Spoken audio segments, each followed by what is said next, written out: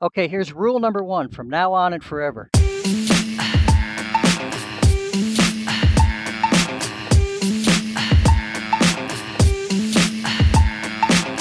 Every single time you pick up those reins, I mean every single time, you need to have it in your head before you ever even touch them that you are going to make a change in your horse. You're going to make either a change in the leg speed or you're going to make a change in the direction of those legs or both. So if I pick up these reins, I am committed to changing either the direction of the legs or the speed of the horse. Because if you don't do this, if you get in the habit of simply picking up the reins and it doesn't mean anything, I pick up the reins and I drop them, you burn out your cues. After a while, picking up the reins means nothing to the horse. And that's a cue, picking up the reins, that you want to protect. So get in the habit from now and forever of only picking up those reins if you're going to change leg speed or direction or both.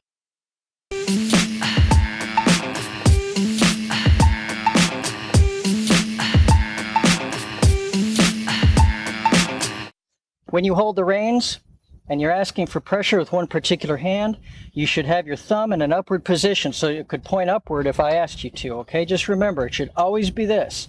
Never this, never this. You always want, when you're holding with one hand, the thumb up. Use all your fingers because you have the most strength should your horse suddenly pull when you have all your fingers gripped on those reins.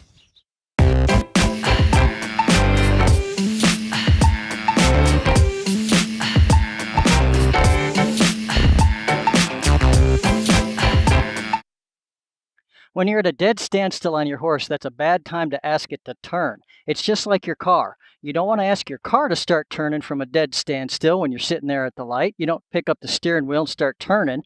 You wait till you put your foot on the gas pedal and you ease forward a little bit. Then you put your hand on the steering wheel and start asking for your turn. The horse is the same way. You can break all kinds of rules once you've been working with this horse over a period of time and you both have an understanding. But to begin with, make things easier on both you and your horse. Don't ask the horse to turn. Don't put pressure on the reins until you've asked the horse to start.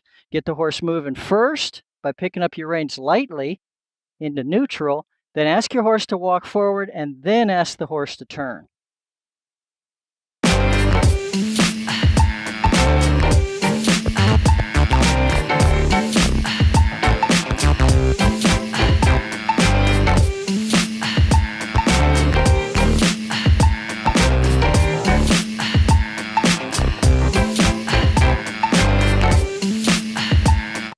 Most of the time that you're going to be training your horse, you're going to want to use one hand primarily on the reins. So you'll have one hand that'll actually do most of the work. Let's say if I was turning to the right, I would use the right hand in a direct rein fashion to ask the horse to turn to the right. The left hand would simply help out. Let's say I didn't get close enough to the horse's mouth or I was too far back from the horse's mouth. The left hand would help the right hand pull the rein into the correct position. In a two-hand exercise, both hands do pretty much exactly the same thing. They're held at the same height, they apply the same amount of pressure, they move and release together. They're mirror images of each other. When you do have an exercise that calls for two hands working together, then grab the reins with both hands, put your fists together, and bring them directly out to the side. Drawing your hands out to the side brings them closer to the horse's mouth. And then you just bring them back again. You'll create a loop or a droop in between your hands where slack has been created.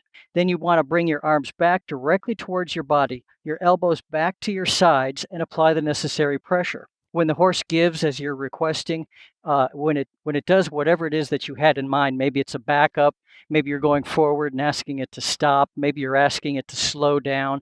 But when the horse gives as you're requesting, then you can drop the reins back down again, back down around your horse's neck. Then you want to pause just long enough to hear something. The birds, the cows, what have you, anything. Then begin thinking of and planning your next movement before you repeat this entire exercise.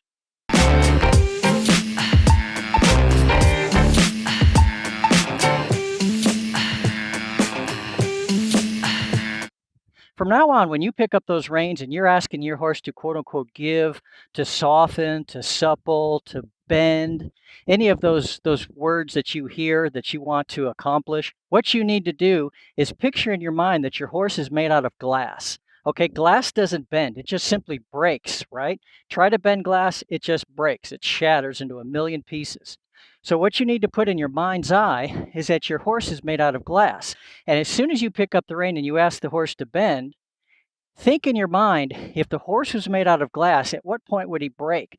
So, and you can feel it if you put that in your mind. As soon as you pick up the rein, you let go. As soon as you think the horse, were it made out of glass, would just break and fall to the ground in a million pieces. Most of the time when we pick up the reins and we're looking for the horse to soften or relax or give, we're not looking for a lot of bend. We're not looking for the horse to turn to some great degree. We only want it to soften those muscles.